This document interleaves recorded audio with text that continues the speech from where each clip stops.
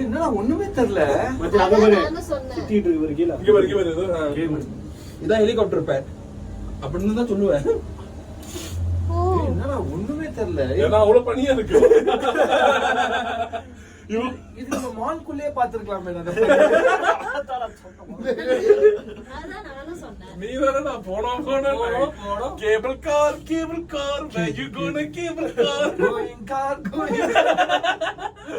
மச்சான் எனக்கு ஒரு சைடா சாஞ்ச எனக்கு அப்படிதான் மச்சான் இருக்கு. தெரியாத மாதிரி இருந்துரு.